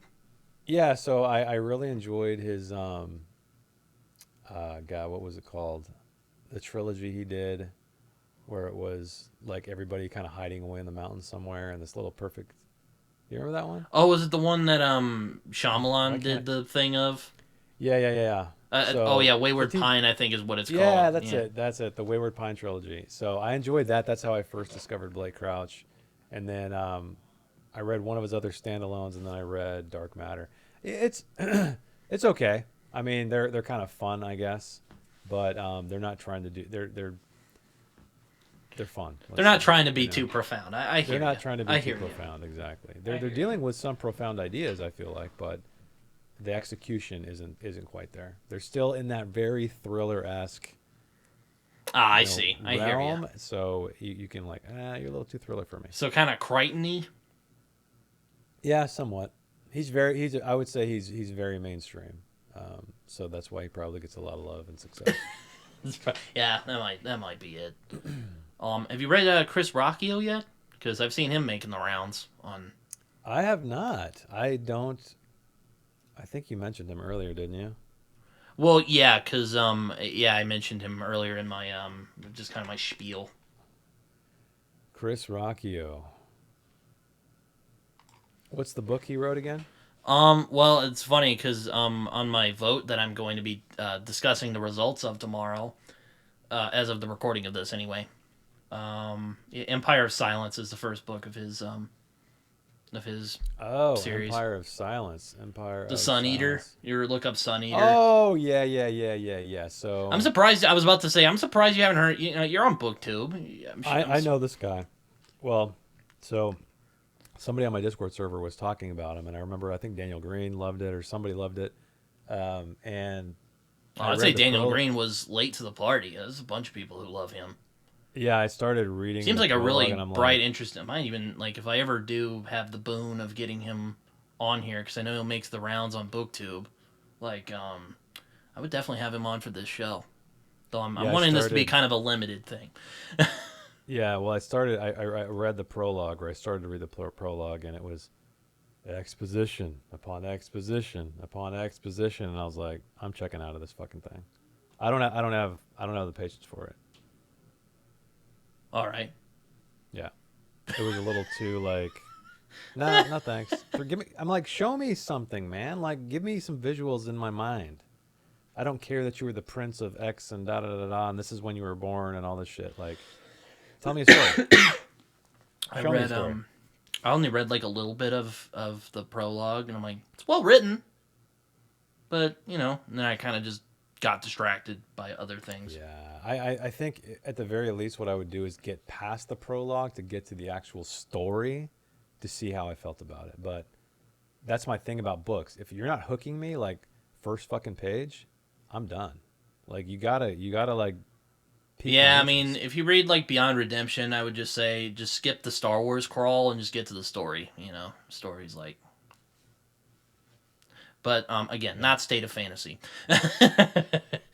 um, I guess before we jabber on for too long, this kind of cutting back to my first what I was talking about, that I have concerns with the genre. But my final, like, it's kind of two questions in one. But do you have any worries about where the science fiction genre is headed? And the second one of that is, are there gripes that you have with the genre that you would like to see improved? Which I'm sure Mm. you're very opinionated on. The second one, at least. Yeah, again, all of this is just, due to my limited subjective what I like, my taste is that I feel like there's not enough. It's almost like I feel like people are trying to turn science fiction into like a theme park ride, you Mm-hmm. know. And like you said, they're kind of it's starting to specifically with the book you mentioned. I'm getting Sanderson vibes from this guy. Like it's like, hey, let me tell this epic as hell. I was the son of a god or whatever crap, and then but it's in space, and that's the kind of stuff that worries me. Is that I feel like everyone's trying to be like Sanderson because he's so successful, and it's really diluting the quality of fiction. That would be my concern I and my mean, gripe. I don't really have opinions on that because I haven't read Sanderson. Wow, at all, ever, not even a page. Well, okay. I've skimmed through some books at like Barnes and Noble, but I don't think that really Okay, counts. no, okay. I don't really count those. Yeah, I guess the thing is I worry it's almost like with Dungeons and Dragons when something becomes popular, like everybody tries to jump onto that bandwagon and it really like it degrades what it is in my opinion. Have you watched a Library of Alexandria's channel? No. I think you would like him. He has a lot of those similar concerns about D&D. Yeah. I mean, I kind of I know it sounds, pretentious of me to say, but like I wish more people were telling stories to not just entertain. I feel like you can entertain as well as, you know, Engage. explore some cool yeah, engage, explore, Alliteration. yeah, explore cool ideas. But there's a lot of books out there that are just strictly entertainment only. I feel like, which again, everyone's totally you can like whatever you want, but when it becomes too big and that sort of affects the algorithm and then what people are creating, then it doesn't incentivize writers to kind of take a chance, be risky. Even that's what sucks. I was hoping that self-publishing people would be taking more risks, but what happens is they just try to jump on these bandwagons and these trends, and it sucks because I'm like it's hard for me to find books that really speak to me. Yeah, I hear you. I know that you're kind of on the.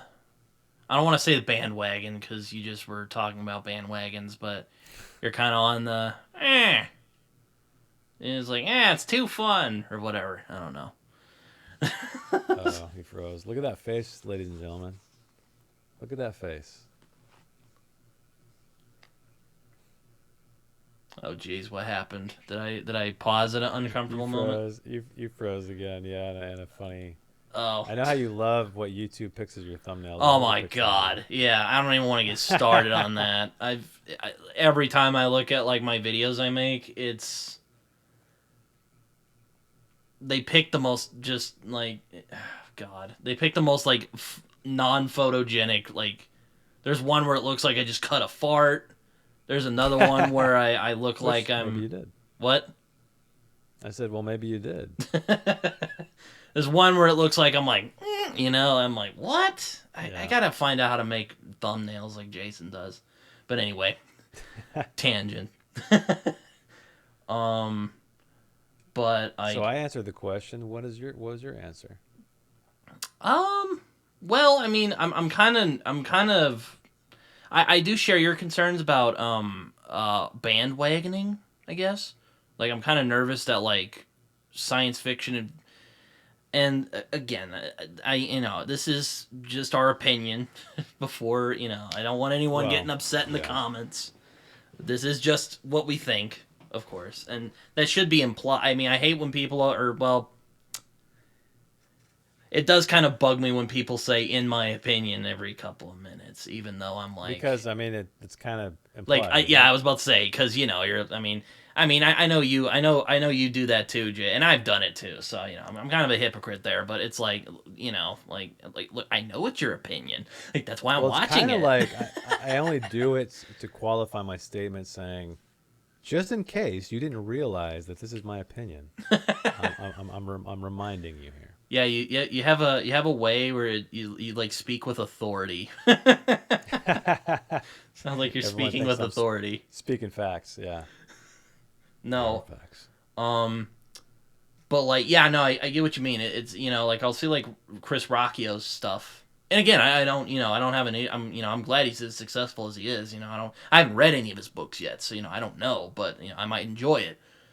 But I don't know. It just feels like the lines of I feel like science fiction is starting to just kind of morph with fantasy in a way where I find like science fiction's losing its identity a little bit. Do you mean like not necessarily setting wise, but do you mean like the way the plots and the sort of just what it's about, right? Like Yeah, hero trying to take on the whatever, yeah, that kind of stuff. Yeah, no, I agree with you. That's kind yeah. I of mean, I read fantasy to do Sanderson-y. that. Like Yeah, I read fantasy if I want a story about that. I'm even tired of that in fantasy, man. I'm like, Yeah, yeah, yeah. I get know. over the end of the world crap, dude, already. Or Um, the apocalypse, whatever it is. The like, are big there dark gripes I world. have with the genre? It's kind of just that, and also kind of. I wish they wouldn't focus on ideas so much, or at least if they do focus on the ideas, at least merge it with the human condition a little bit to where I can find it compelling. Yeah, So that yeah. because I think that's really the peak of sci-fi. Hold on, this is I use this site called Quora, and I got a really great comment. I wasn't fully understanding what he was trying to say, but I thought the general idea of of the comment was really well done. So let me just find it real quick. Okay. So just give me a second, ladies. Did you ask the internet this question? Is that what this is? No, it was an answer that I wrote on this Oh, site that I use, and the comment I got I really liked, and it said it's from Brenda Clark on Quora, and she said my professor, Michael Arnson told me that sci-fi was an Austin. I don't know if she spelled that correctly of what constituted humanity within the technology. That's where good sci-fi lies. okay. So when Which I humanity wasn't fully. merges with And now tech. I'll admit I don't know if I fully understand what they were saying, but I like the general idea of it. If that makes sense, it's kind of weird. Yeah, so where humanity and technology meet, is that pretty much what he's saying? What'd you say again? Sorry, you got thrown. I got Where thrown. humanity and technology kind of merge, is that what he was saying? Yeah, basically. Now I think that was basically the idea, like where the human condition and the ideas kind of merge. That is what a good sci-fi story make. Yeah, As I what would I agree with think that. is what I think. That's what I think they were saying. They could be been saying something completely different, but that's kind of the general idea. And I'm like, yeah. Yeah, I would agree with that for sure. Definitely. So you, I like to finish a book and put it down, and then there's like this moment of just pause after. It's not a like yeah the good guys won kind of thing or anything. It's just like this. There's some thought provoking thing that just stays with you. Those are the kind of books I like, and science fiction generally hits me that way. well, Like good it's the science fiction Ishiguro. anyway. There's a Good lot of the science bad fiction. stuff. Yeah, but what I mean is the stuff that this professor's talking about when the humanity, the human condition, and the tech merge. These ideas like that's when it hits me right. I mean, I know you don't really like uh the murder bot books, which I haven't read. Hmm. So I've only read one.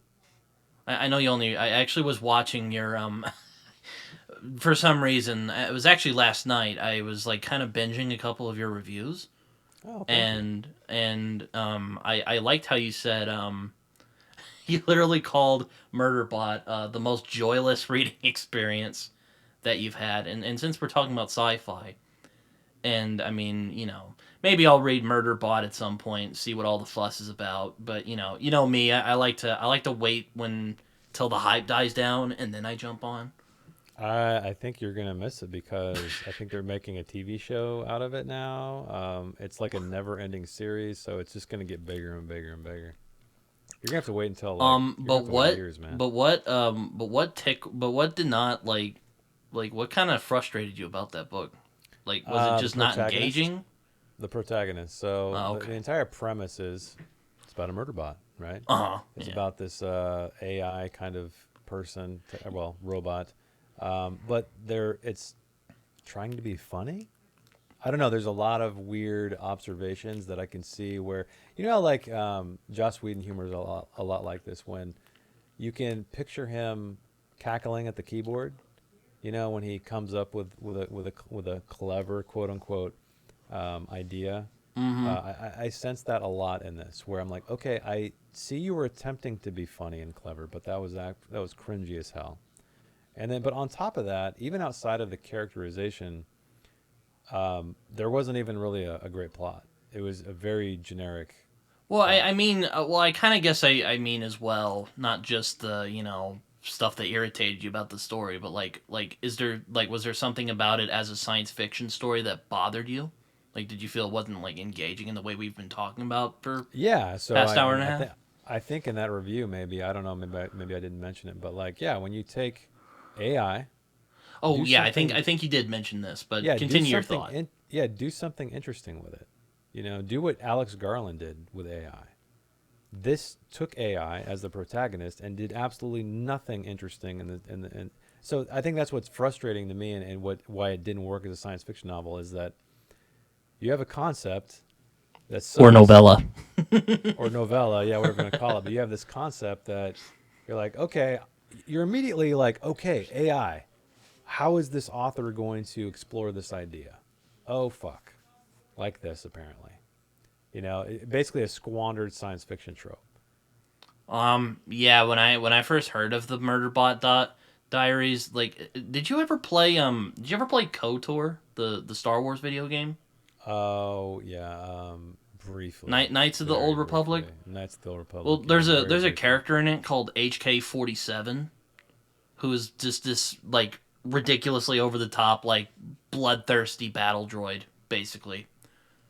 Um I thought it was going to be something like that, like this like robot that hates all meat bags and just makes snarky witticisms about human beings or something like that. I thought it would be something kind of like Uh, HK-47 where he's just like just hates people and just like murdering them and or well, something like so that. I don't know. yeah, so the way for me, the interesting thing about AI, and maybe I even said this in my review, is that it allows us to look at ourselves, look back at Mhm. ourselves, right? Mhm. So we have a proxy of a human, a simulated human, and it allows us to use that analytical mind to look back on us and like cite our flaws and our shortcomings and all of these things. That to me is what's so great about AI in science fiction. Yeah, I And would agree with you on that. she she just used it as a like, I don't know, I'm gonna make this murder bot that has its own, it's the whole premise is that it's supposed to have some chip in its brain, I think, that makes it like it has to follow orders, but it circumvented that somehow, and so it's technically like, its own agent, like it can do whatever it wants, Oh yeah, but how it's did I forget to still. mention Hitchhiker's Guide to the Galaxy? I love Oh Hitchhiker's Guide to yeah, the that's a good one. Galaxy. That's a good one. Yeah. And, but But anyway, but going back to what you were yeah, saying. squandered trope, terrible characterization. There's nothing. I can't say anything good about it. I think it's the lowest book I've ever rated on my channel, or the lowest rating of a book. So Yeah. it's your The Devil Takes You Home basically. Yeah. Now, granted, I haven't read that book yet. It's on my list though, because No, I feel just like I, like I that have to. same like visceral, just like ugh, like you Yeah. get. Well, Is that like Murderbot? And I feel the same way about The Devil Takes You Home yeah, because I remember. So when Murderbot first or came out, Bitch the very Planet. first volume. Yeah, when the first volume came out, I was excited. I was like, "Oh, I love the cover art. I love the concept. I love that it's a short book. I'm gonna." And I started reading. And I'm like, "Man, this sucks." And then years later, after multiple volumes have come out and all the hype is growing, I said, "Fuck, I need to finish this. It's not very long. There's got to be something there. There's got to be this nugget that I didn't get to the first time, and I painfully went to the very end of that book, found nothing. There are no redeeming qualities of that novel, and I'd almost love to have like a live stream where we're reading it page by page, and I'm talking to somebody who loves them. I'm like, you like this? Like, what? Look at this shit right here. Like, you think this is entertaining? Tell me why. I need to know. Like, I'm curious as how, why people like that. Because there's plenty of shit out there that I don't like, but I'm like, okay, I get how somebody might like that. Murderbot, don't get it. Fair enough. Rant over. Um, fair enough, as I like to say. Um, I don't know if I've read a science fiction novel yet that's well, unless it's like the real cheeseball stuff, like, you know, Philip Jose Farmer or something like that. But uh, well, I don't like the like YA sci-fi, you know, Oh God, let's not talk about like the love triangle stuff. I don't like that. Like, think like here's a science fiction novel that really annoyed me. Divergent. And I was such a sucker. I read the whole freaking thing because one of my friends was. Wow. It was at that time I was kind of I was kind of like, yeah, whatever, you know, like I The wasn't real girl you serious. like I read was it or something, and you're like, I oh, I wasn't very gotta. serious about my reading just yet. I was just kind of like, oh yeah, you know what? Yeah, but before I really kind of developed my taste, Hmm. um, what a squandered potential of that idea. Like, oh God. Can't say. I mean, I know of it, but I have no idea what it's about, and I definitely don't care to ever know. So here's basically the concept. There's Okay, these tell me. people, Okay. and I'm sure you've Mhm. probably heard this already. So, And they diverge. well, hold on. So there's this world. It's Chicago because I think that's where the author's from, Okay. and it's basically they put you into these groups. And now, you know, I'll admit, Jason, I am a bit of a sucker for an interesting concept. Like, you give me like a really bonkers concept, I'll be like, you know what? I'm gonna read that. Um, and this one has a lot of really like I'll admit this has potential. You could do a lot with this idea. Like, you could really do a lot with this idea. Like, you could make like a really compelling commentary about how you can't put people into boxes, right? They don't do that. She doesn't do that once in these books. Or, well, she tries. It's just in the most contrived way possible. Mm. It's just don't read it. It's not Well, it worth is the a time. it's a young adult book, so I guess I really wouldn't expect much. Well, you know, I try to take every book seriously on this channel, for better or for worse. Or not on this channel, but just in general. I try to take every book seriously. Okay. Well, good for Sometimes, you. sometimes that just doesn't work. Sometimes there's books that are just bad. Yeah, I will say that I never go into a book sort of wanting to dislike it Well, yeah, I mean, because reading takes so much time. It's not like watching a movie where it takes a couple hours. And so I'm always have high hopes for what I'm going to read because I'm like, well, if I think I'm not going to like it, I'm not going to waste my time. yeah, So I'm hoping. Yeah, I hear you. It's kind of, you know, I'm often, I think you're the same way, Jason, but I'm often wary of having my time wasted at the same time. You know, yeah, because like yeah. I mean, I'm that's why I'm kind of hesitant to try, like, again, I don't want to veer too far off the sci-fi trope, but like I don't really want to read like a 15 book series and then I get to the end, I'm like, what the, that was it, like that was the thing it was building up towards. But you right, know, which is why I'm right. always hesitant to go with like longer stuff, with exceptions, of course. So on your deathbed, you can read one science fiction novel, something you've read and something you haven't read. What is it? Something I have read. Uh, Something I haven't read. Something by. Or you can choose. Like it can be either. It doesn't. It can be like you're revisiting it, or it's like something you're like, shit, I'm dying. I never got to read that. I Hopefully want to I'll read have it. read it before I die, or I'm at that point. Ursula K. Le Guin. I would love to read Ursula K. Le Guin at some point. Well, I what really. book? Left Hand of Darkness in particular. Okay, I really want to see what everyone's talking about with that book, gotcha. So you because would rather read a new book than something that like brought you joy in the past. No, if or as for like books I love, well, the reason he asks because it's really tough. Well, I'm saying you can choose either. It doesn't. You don't have to do Well, one either thing. or, it would Yeah. probably be either the Martian Chronicles or like A Scanner Darkly, maybe. Ooh, good choice. Good choice. Um, Yeah, I think I'd love to go out with good old Ray Bradbury. yeah, I That's a mean, good you one. can't go wrong with, or even one of his like short story collections, with like Yeah, sci-fi stuff in it. Yeah, okay, yeah, I yeah. would read that. But new book. Hopefully, I'll have read this before God forbid, when I ever. Hopefully, that'll be a very long time from now. But I would really love to read a Ursula K. Le Guin book at some point. See what the fuss is about, because I would love to as well. You know what we should do since you haven't read it, her, and I haven't read her?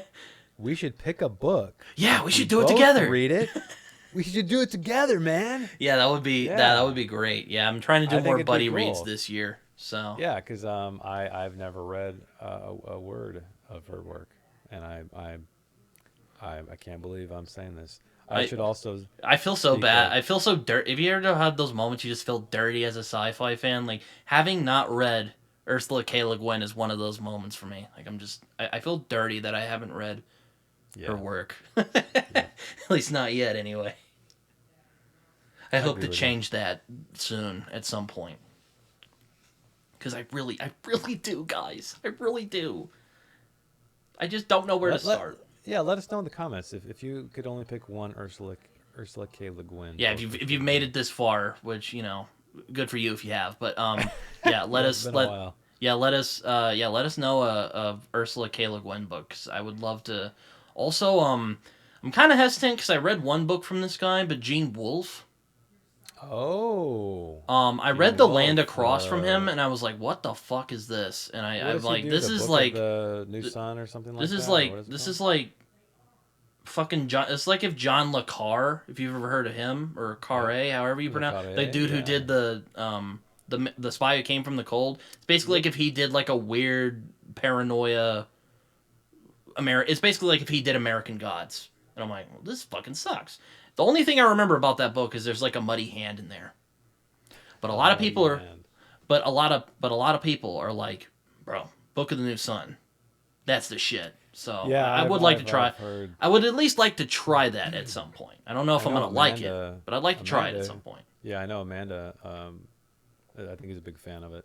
Who you've had on the channel. Yeah, somebody liked it. Yeah. I've had friends who like it, and that always.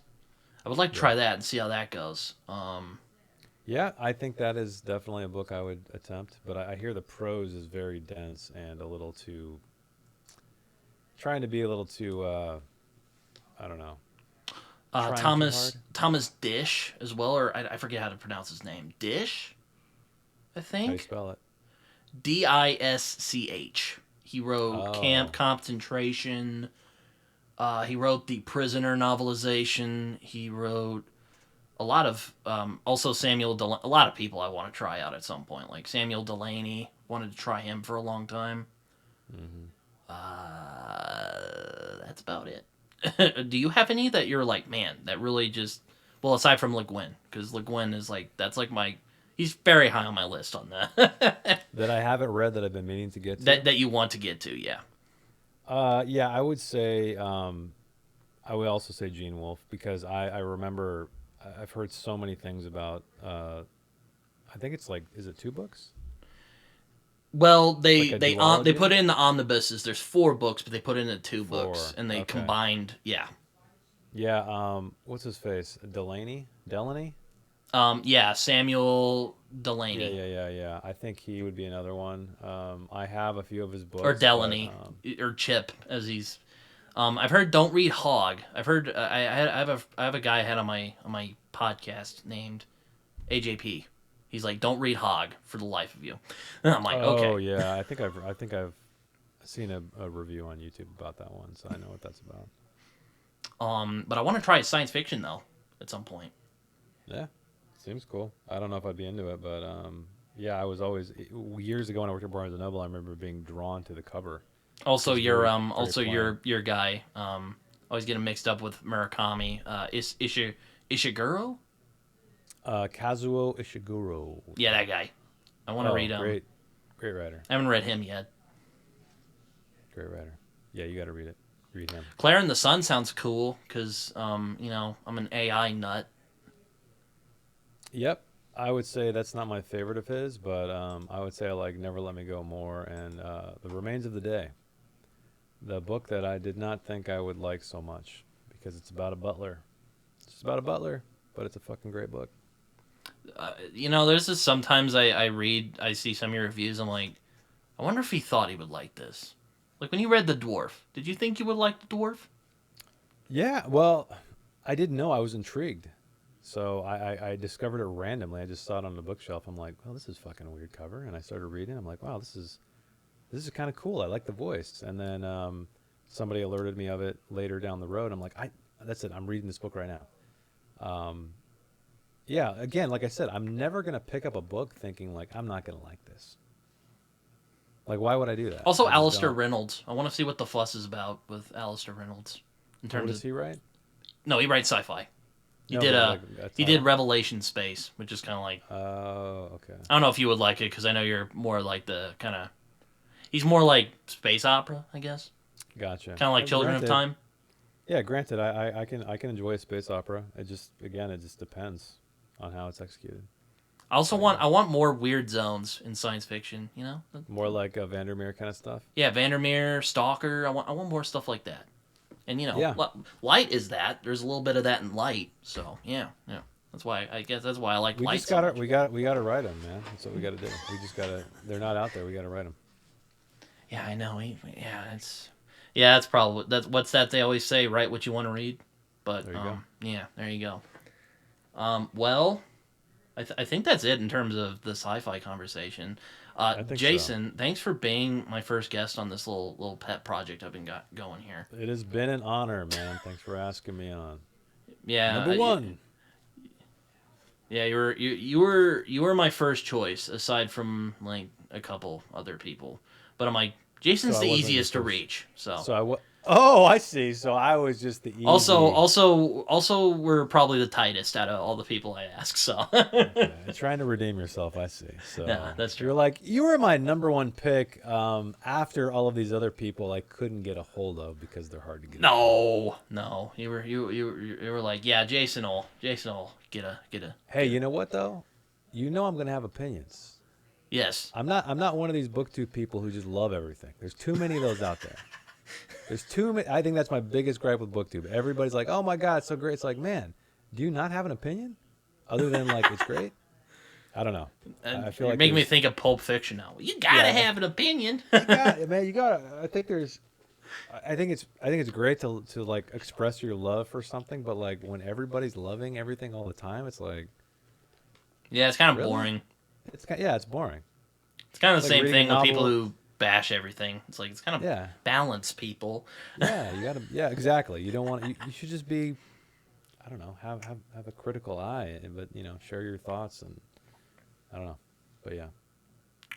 Do you have anything you want to share before we go? Like shill your social media. Or whatever? Yeah. If you've made it this long, I think we've gone on 2 hours now. Thanks for hanging out with us this whole time. You can find me. Just look up my name, Jason Fuhrman.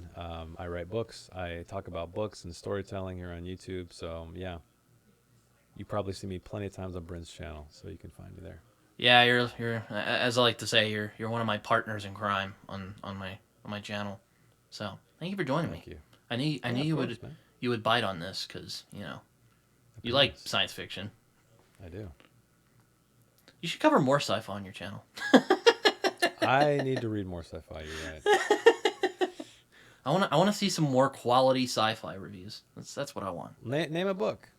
I don't know. Like try like the one you just maybe do like Left Hand of Darkness or something. I don't know. Okay, we should do Left Hand of Darkness and have like a chat on your channel or something. Well, if people would stop voting for me to read The Fourth Wing, I could get. Oh God! Don't even get me started on that. I'm having to make a video tomorrow. Here we are. Oh, I'm excited. You're excited for that video? Not to read it, to see the video. Yeah. Oh, it's gonna be a good one. But yeah. Anyway, Jason, though, seriously, thank you for coming on. and this is gonna be a new little thing. Now, this won't be like Britain's Hangout Hour where I just crank out episodes by the, you know, by the pound. Um, it's more of just kind of hearing from people. So if you really like this show, and if you have any other guests you want me to talk to, aside from some that I have listed down here, let me know. I would love to talk with Pete. Now, again, this is going to be more of a limited thing, but if you want to talk about it, hit me up in the comments. Like and subscribe and do all that stuff. Yeah, my mom watches my YouTube channel, and she's like, you should do that more. And I'm like, yeah, I should. So there you go. Also, go watch Jason's channel. You might not always agree with them, and you might even get angry at a few of his videos, but You probably will. It's actually kind of a given considering his channel. But he's got some quality reviews on there. Like, yeah, he got me to read this book, which I'm hoping to finish. Well, probably not tonight, Beautiful. but probably not tonight, but tomorrow I'm gonna see if I can finish this. So there you go. Yeah, sci-fi.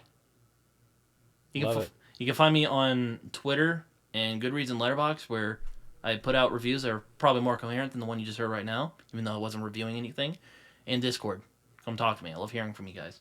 And comment, please. I love hearing from you guys. I'm not just saying that. I really do about this show. Because sometimes I'll put out videos and like nobody sees it. So there you go. Hopefully this will be a good break for us. Yeah, in my channel. But yeah, seriously though, Jason, thank you a lot. Of course, man. Oh, jeez. Now I have to. That's my writing alarm. So yeah, I'll do that. So yeah, take care, everyone. Until next time.